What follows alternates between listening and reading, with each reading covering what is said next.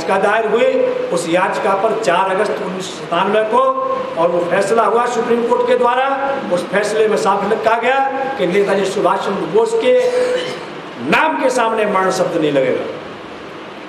और आज वो भारत रत्न का पुरस्कार आज भी पड़ा हुआ है, उसको स्वीकार नहीं किया गया, वो आज पड़ा हुआ है। और इस तरह से इन सारी चीज़ों को भी ये लोग जानते हैं, सरकार के लोग। आज बार बार जो है उनको श्रद्धांजलि देने की कोशिश की जाती है। अभी तक तो सत नमन आता था, अब जो है उन्होंने कहा अपने दूसरी चाल चलो, अब श्रद्धांजलि देना शुरू किया है। नेताओं ने जो है अपने कुछ नेताओं के द्वारा वो श्रद्धांजलि दिलवा देते हैं। अब यहाँ पे श्रद्धांजलि सभा हुई थी, हमने कहा भाई हम यहाँ पर 2003 से कार्यक्रम चला रहे हैं और नेताजी को जिंदाबाद कह करके उनका जन्मदिन मनवाते हैं। इसी उद्देश्य से हमने विद्यालय भी खोला हुआ, हमारा विद्यालय चलता है यहाँ पास में पूर्णागिरी रोड पर। जितने भी ये क्रांतिकारी महान पुरुष हैं, चंद्रशेखर आजाद, भगत सिंह, राजगुरु सुखदेव, नेताजी सुभाष चंद्र बोस, महारानी लक्ष्मीबाई, इन सब के जन्मदिन और बलिदान दिवस मनाने की परंपरा हमने यहाँ स्थापित की।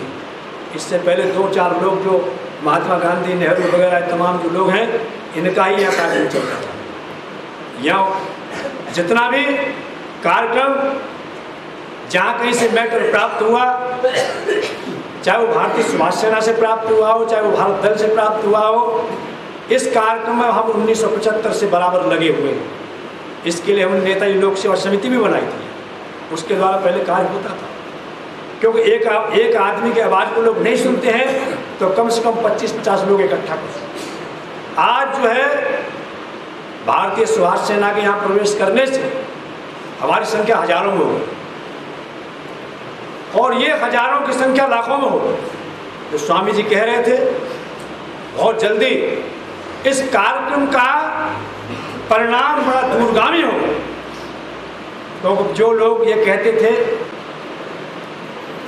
मैं अपनी वाणी को विराम देता हूं। जय हिंद, जय हिंद, नेताजी सुभाष चंद्र बोस, नेताजी सुभाष चंद्र बोस, अरविंद प्रताप सिंह सुभाष, अरविंद प्रताप सिंह सुभाष।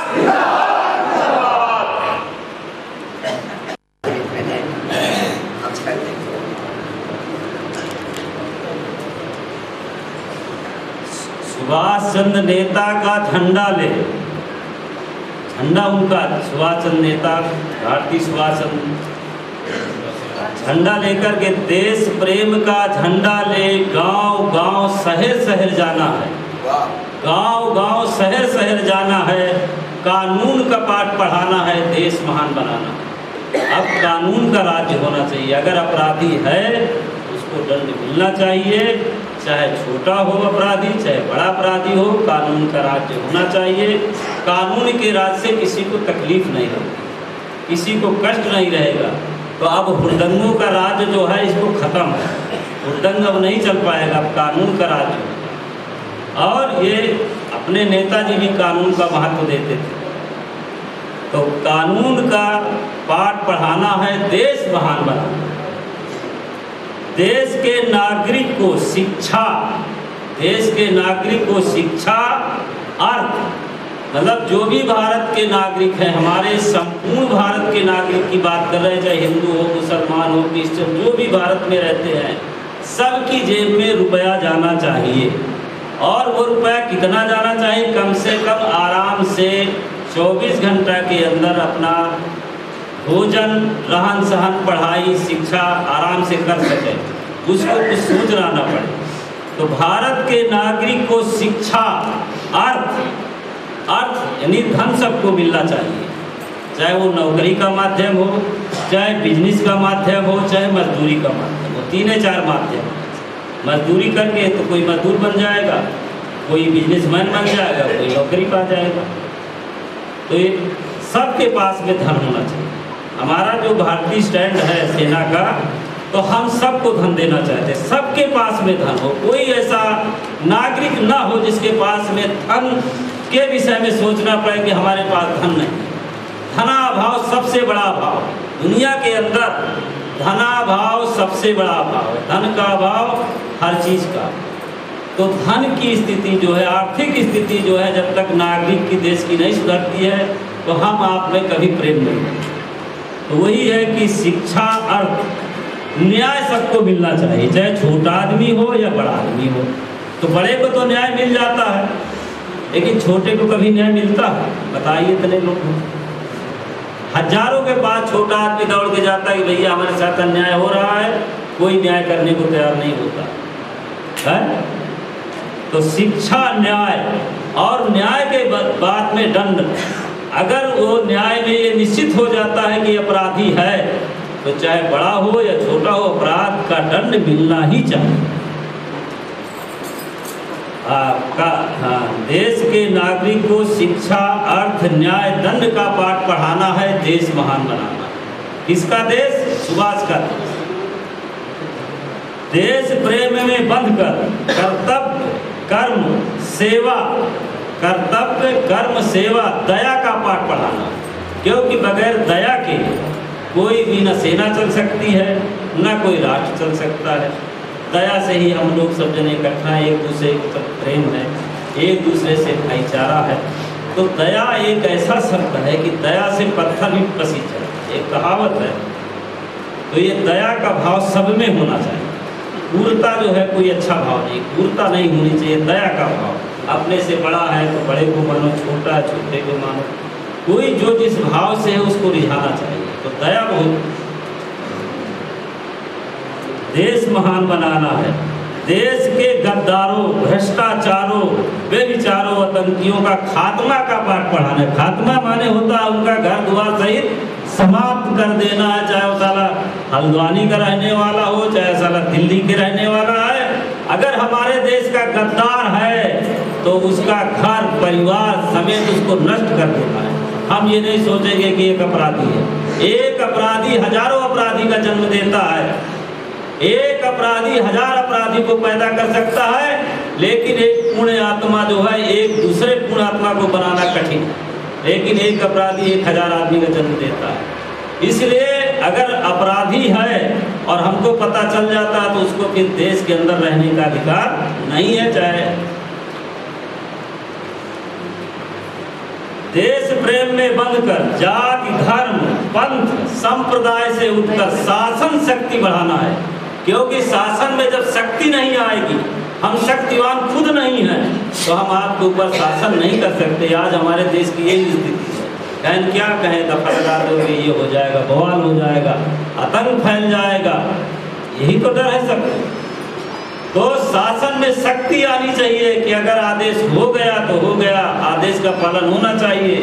देश तभी चलता है जब आदेश का पालन होता है। अगर आदेश का पालन नहीं होगा, देश नहीं चल पाएगा।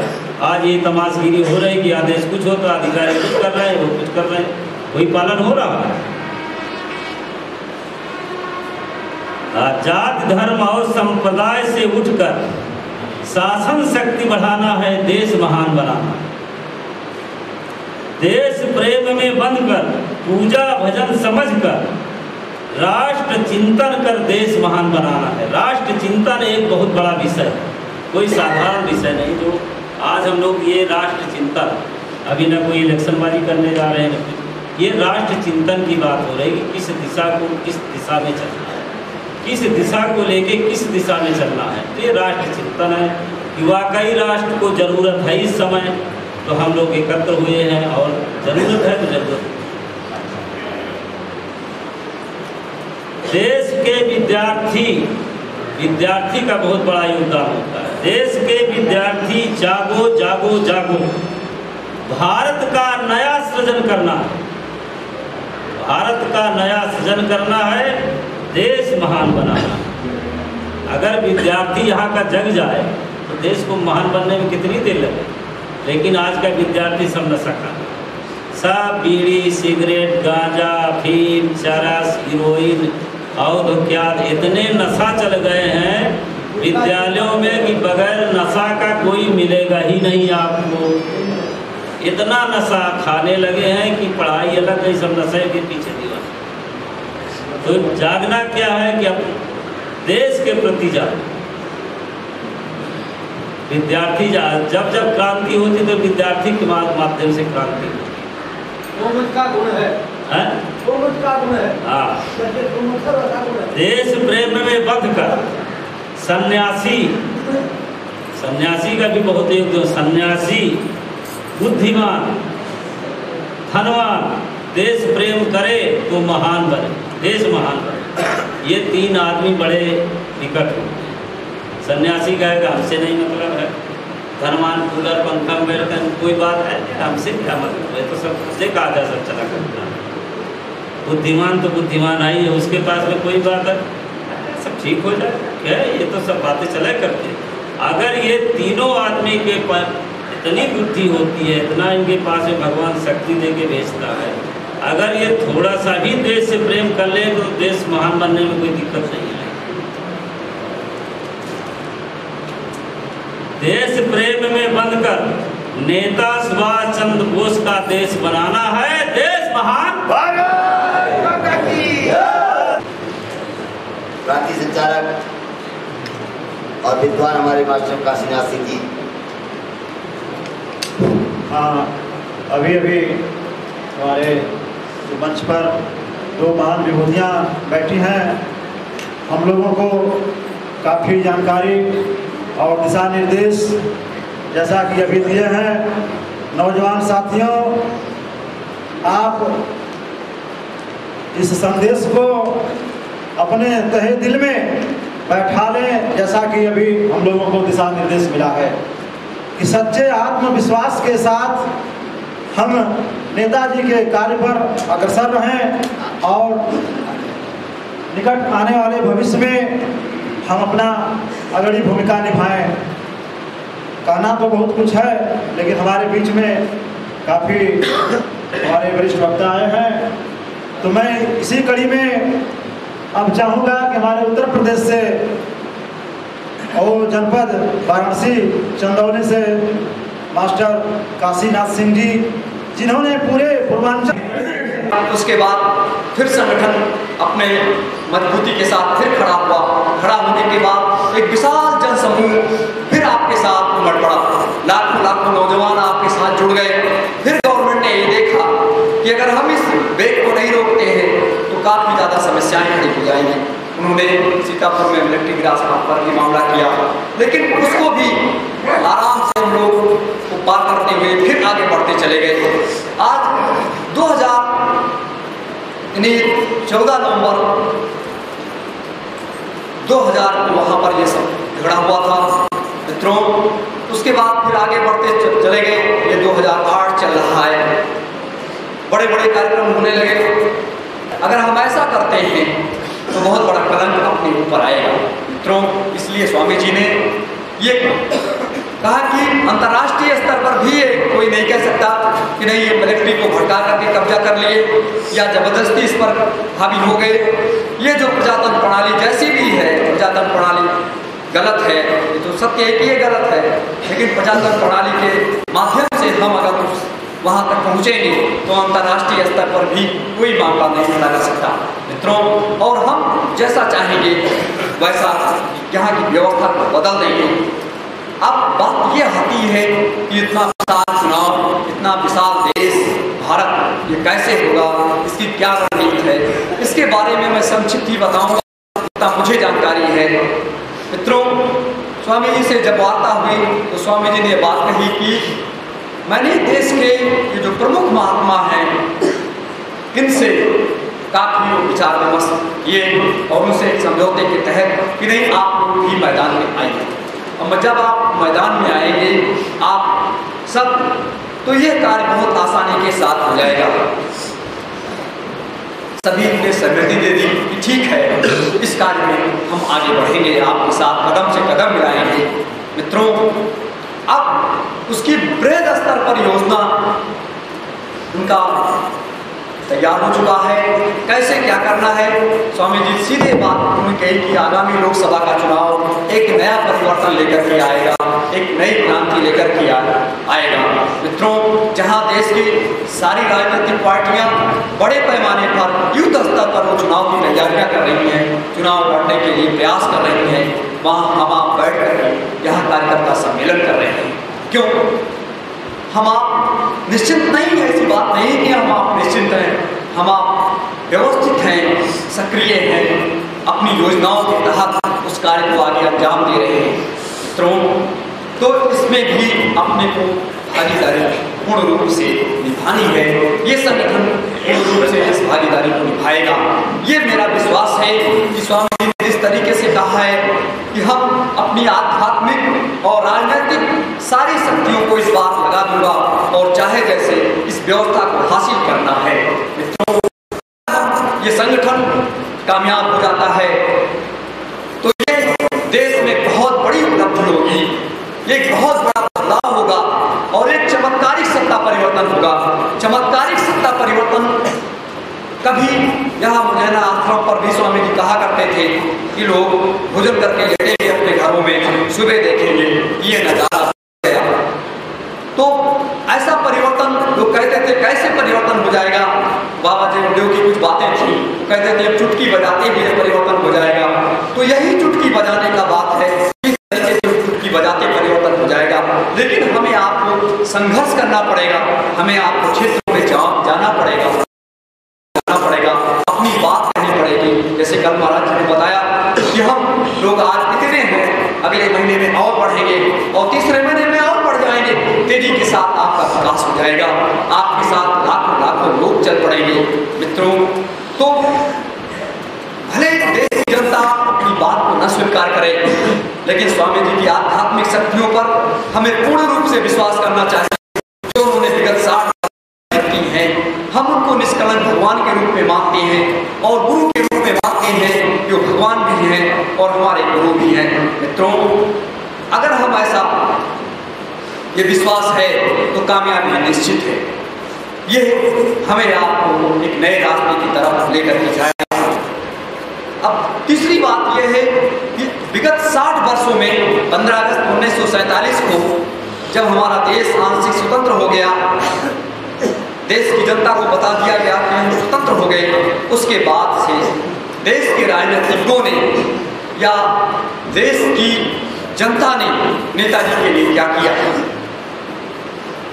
देश की जनता ने, देश के राजनीतिज्ञों ने ये प्रयास नहीं किया कि नेताजी सुभाष चंद्र बोस को लाया जाए और उनके ऊपर जितने भी मामले हमारे देश के राजनीतिज्ञों ने लाद दिया है उससे मुक्त कराया जाए। कोई प्रयास नहीं हुआ।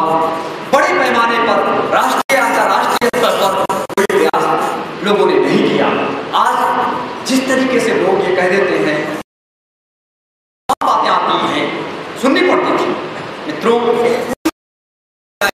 कि आपने उनके लिए क्या प्रयास किया, या आपने अपने यहाँ के सांसद या विधायक के ऊपर दबाव बनाया, या आपने अपने प्रधानमंत्री जी के ऊपर दबाव बनाया। अगर कोई सांसद या विधायक कहता है, मंत्री कहता है, तब उससे पूछा जाए कि आपने उस लोकसभा के अंदर बैठ करके या विधानसभा के अंदर बैठ करके आपने नेताजी सुभाष चंद्र बोस के लिए क्या किया, उनको लाने का क्या प्रयास किया, या उनके बारे में जानने का कोई प्रयास आप सबों ने किया? मित्रों, आज तक ऐसा भागीरथ प्रयास किसी ने नहीं किया। अगर भागीरथ प्रयास किया है तो भारतीय सुभाष सेना ने, और वो भी नेताजी के निर्देशों के तहत, उनके आदेशों के तहत, उनकी व्यवस्था के तहत। मित्रों, उनके तहत ये सारी बात हुई है। तो आप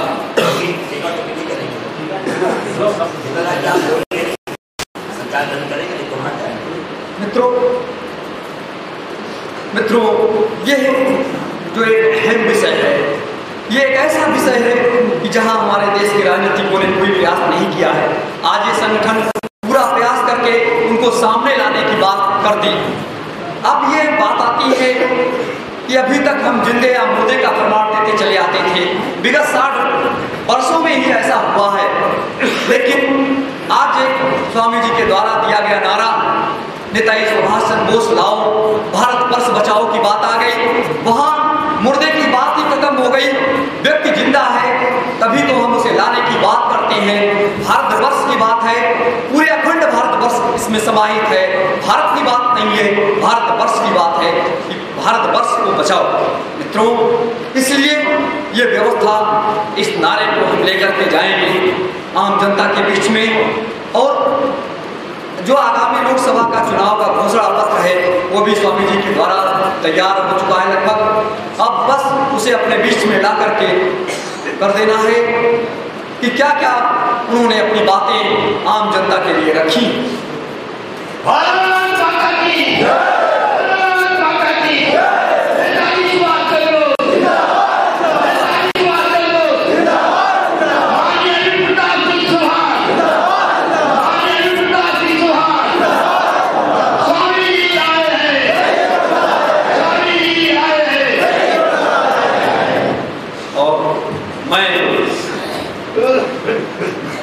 आपसे जरूर चाहेंगे कि आप सभी लोग एक अनुशासन में रह करके और इस संगठन को एक व्यवस्थित तरीके से चलाने का पूरा प्रयास करें। आपको जितनी भी जानकारी दी जाए संगठन के माध्यम से उतना ही आप आम जनता के बीच में अपनी बात रखेंगे, कोई दूसरी बात नहीं रखेंगे, क्योंकि आज वक्त की मांग भी यही है। अभी तक लोग ये कहा करते थे कि परिवर्तन कैसे होगा, व्यवस्था कैसे बदलेगी, और इतनी विशाल व्यवस्था को बदलना इतना आसान नहीं है, हंसी खेल नहीं है। लेकिन मित्रों, ने 18 दिन में महाभारत करा दिया और भगवान राम ने 14 वर्षों का संघर्ष करने के बाद उन असुरी शक्तियों का सफाया कर दिया। तो आज उससे ज्यादा स्थितियां हैं, उससे ज्यादा विकराल स्थितियां हैं। इससे मुकाबला करने के लिए अपने देश के लाखों लाखों संत महात्मा जिन्होंने तमाम आध्यात्मिक शक्तियां अर्जित की हैं, चाहे हिमालय की गुफाओं में, चाहे जंगलों में बैठ करके, वो सब आपके साथ इस समय खड़ी हो गई है। और जब वो सब आपके साथ खड़ी हो गई है तो हम आप सबकी ताकत दुगनी और चौगुनी हो गई है। और जब दुगनी और चौगुनी ताकत हो गई है तो हम कामयाबी के कदम आगे अनुरोध बढ़ते चले जाएंगे। मित्रों, अब जहां नेताजी सुभाष चंद्र बोस का जो एक संकल्प था कि दिल्ली चलो, दिल्ली ज्यादा दूर नहीं है, हमें लाल किले पर तिरंगे झंडे को फहराना है और वहां पर परेड करनी है। मित्रों, तो लाल किले का मार्ग प्रशस्त होता जा रहा है। आप लोकसभा में जीत करके जाएंगे और वहां पर उस महापुरुष के द्वारा उस झंडे को, जो उसका संकल्प अधूरा था, वो संकल्प उसका पूरा होगा और उसके देख रेख में भारत की शासन की व्यवस्था चलेगी। उसके देख रेख में उसे ना प्रधानमंत्री बनना है, ना उसे राष्ट्रपति बनना है। ये सारी जिम्मेदारियां हमें आप सबको मिलकर के संभालनी है। मित्रों, हाँ, ये कि उसकी देख रेख में, उनके संरक्षण में, उनके बताए रास्ते पर भारत की शासन व्यवस्था ये चलेगी। अब बात आती है संविधान की, राष्ट्रगान की या झंडे के निशान की। ये तीनों चीजें बदल जाएंगी। इसे आप नोट कर लीजिएगा कि संविधान बदलेगा इस देश का, राष्ट्रगान बदलेगा और ये सारे झंडे का निशान बदल जाएगा और नेताजी लाल किले पर अपना वो झंडा फहराएंगे। वहां पर हम आप खड़े होकर के उनके नेतृत्व में एक व्यवस्था बदलेगी और भारतवर्ष पूर्ण रूप से स्वतंत्र होगा और गुलामी की बेड़ियां, जो विगत कितने वर्षों से लोग अपने पूर्वज संघर्ष करते चले आ रहे हैं, तो भारत माता की बेड़ियां कटेगी और एक नया भारत बनकर के तैयार हो जाएगा। नई शासन व्यवस्था इस देश में स्थापित हो जाएगी। लेकिन जब तक आप वहां तक नहीं पहुंचेंगे, जब तक आप कुछ नहीं कर सकते। मित्रों, तो हमें आपको इन महापुरुषों के संरक्षण में चल करके इस व्यवस्था को संभालना है और उसे कार्य करना है। अब संगठन कैसे चलाएंगे, ये संक्षिप्त बातें हम इसलिए आपको बता रहे हैं कि आप भी बोर नहीं होंगे। संगठन को चलाने के लिए हमें हमारे जो जिले के पदाधिकारी हों वो भी अच्छे, योग्य, विचारवान और चरित्रवान हों। अगर ऐसे लोग अपने साथ नहीं मिलते हैं, 5 आदमी मिले, 5 पदाधिकारियों की नियुक्ति कर दीजिए। लेकिन अगर ऐसे लोग नहीं मिल रहे, कोई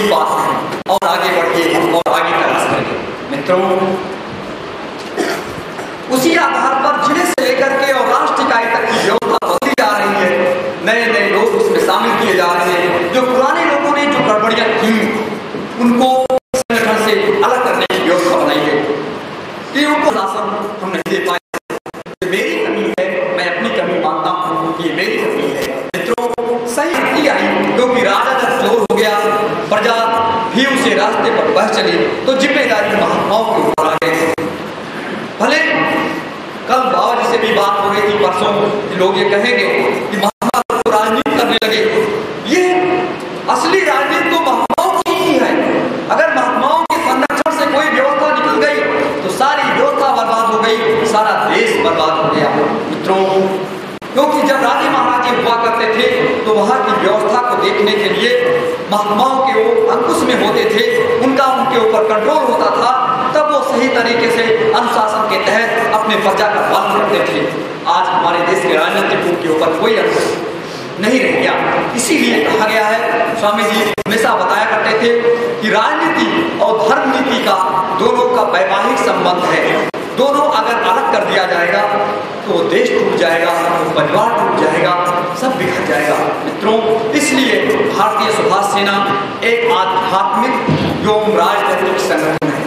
इसीलिए कहा गया कि भारतीय सुभाष सेना एक आध्यात्मिक और राजनीतिक संगठन है। अब इसमें अध्यात्म और राजनीति के दोनों इसलिए समाहित है कि इसका नेतृत्व इस देश का महान मुखिया कर रहा है, महान संत कर रहा है, इस संगठन का नेतृत्व वो कर रहा है, और उसके नेतृत्व में लाखों लाखों महात्मा लगे हुए हैं जो इस देश की व्यवस्था को चलाने के लिए वो तैयार है। मित्रों, तो हमें आपको उनके संरक्षण में चलने में कोई परेशानी नहीं होनी चाहिए। तो ऐसी स्थिति में हम ये कार्य करें कि किसी प्रकार से कोई गड़बड़ी ना आने पाए। मित्रों, आज देश में आप विचार करिए कि जितनी भी राजनीतिक पार्टियां आई या जितने भी धर्मावलंबी लोग तैयार हुए, उन लोगों ने भी एक देश में गौ हत्या की बात आती है, पशुवध की। आज तक किसी ने कोई प्रयास नहीं किया। हमारे देश के चारों शंकराचार्यों ने भी कोई प्रयास नहीं किया, जिनके एक हुंकार से देश के राजनीतिज्ञों की कुर्सियां हिल जाती, उनको देश छोड़ करके भाग जाना पड़ता। मित्रों, उन्होंने भी कोई प्रयास नहीं किया और ये पशुवध नहीं बंद हुआ और नए देश उजट खाने की रोटी चले गए। क्यों, आप बताइए। तो ऐसी स्थिति में उनके दिमाग में भी स्वामी जी ने बात बैठा ली कि हमारी आपकी कमजोरियां क्या हैं। हम कमजोरी हमारी आपकी क्या है? हमारी आप यही कमजोरियां कि हम इन चीजों पर रोक नहीं पाए, हम इन राजनीतिकों के पीछे चल पड़े, इनका जिंदाबाद और मुर्दाबाद बोलने लगे। मित्रों, इसलिए हमारे देश का महात्मा सर्वोपरि है, हमारे लिए पूजनीय है, हमारे लिए वंदनीय है। इसीलिए महात्माओं के संरक्षण में ही रह करके कार्य करने का ही मजा कुछ और है। लेकिन जिन लोगों ने अगर राष्ट्रीय चिंतन जिन महात्माओं के अंदर नहीं है, जैसे अपने पूज्य स्वामी जी को देखिए, एक राष्ट्रीय चिंतन इनके अंदर है, महापुरुषों के अंदर एक जज्बा है कि नहीं ये करना है। कल से आपने दोनों महात्माओं के विचार सुने हैं और ये समझा है कि ये जज्बा बहुत बिरलों में मिलता है। ऐसा क्यों? उनकी क्या आवश्यकता पड़ी थी? कोई आवश्यकता नहीं थी, आराम से ईश्वर का भजन करते और वो भी बस मस्त रहते, क्या लेना देना था। क्यों आपके बीच में निकल करके आए? आपके बीच में निकल करके आने का मकसद कि हमारे देश की जनता त्राही त्राही कर रही है, हमारे देश में कितना अत्याचार हो रहा है, कितना पापाचार हो रहा है, क्या क्या हो रहा है, और लोग आंखें बंद करके देख रहे हैं। जब नहीं देखा गया तो ये लोग निकल पड़े कि नहीं, अब चलो, अब परिवर्तन का बिगुल हमें बजाना है, अपनी आवाज उठानी है और इस व्यवस्था को एक झटके में बदल देना है।